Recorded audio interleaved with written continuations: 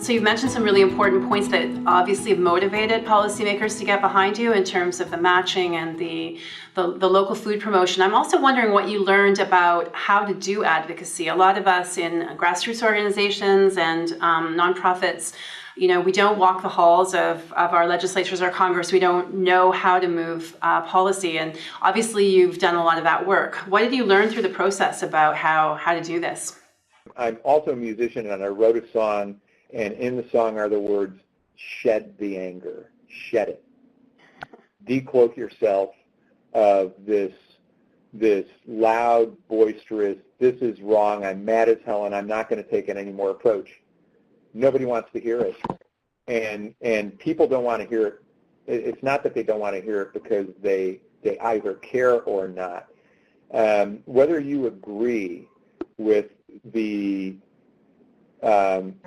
philosophies of any elected official, if you're a conservative and you disagree with someone because they're a liberal, vice versa, or whatever it might be, doesn't mean that that representative isn't working hard for what they believe to be their job in the country that they call home. So when you're working really hard in public service, and budgets are constantly getting cut, and you've got plenty of angry people yelling at you, you want to hear about really great ideas.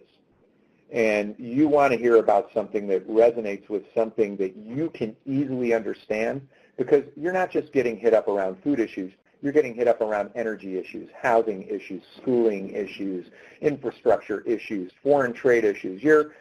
So many people want so many things from you. You want to hear something that you can wrap your head around easily, where you know your vote is going to have a positive impact that can help you sleep even better at night than you're already sleeping. That's the approach. So going back to when we kind of did our scan and knew we were going for policy, we targeted people in key committees in Congress. The way it works here in the United States is, there's an agriculture committee, there's a health committee, there's an energy committee.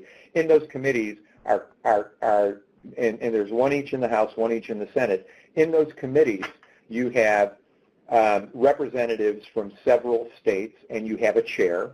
And those committees are the committees that actually write the legislation that then they propose to the rest of their House of Congress. And then those two come together to reconcile. So knowing who those committee members are, knowing who the chair of those committees are, understanding what they respond to. So when we did the farmer surveys, we didn't want to do a farmer attitude survey.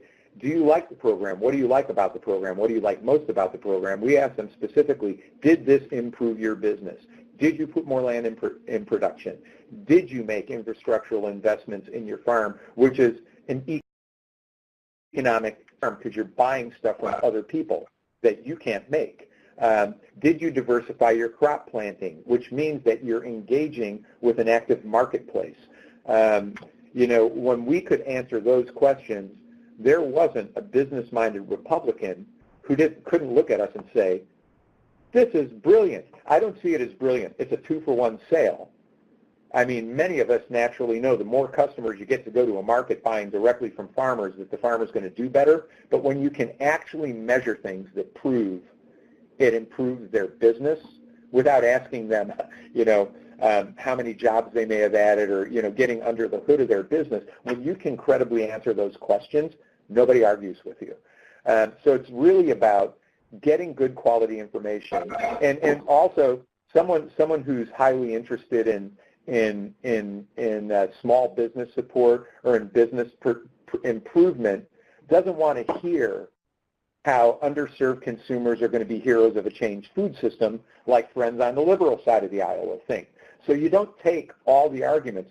So many of us believe that what we're doing is important for the reasons that we hold dear, and then we take that message and we broadcast it to everybody and we beat them over the head with it repeatedly, and we wonder why doors get closed, phone calls are short, we never really get a meeting with a lawmaker but with a junior aide. It's all in shedding the anger, taking your good idea, figuring out the multiple positive impacts that it has based on what is on the mind of your elected officials, and tell those stories. you're going to get a completely different reception and a much better outcome.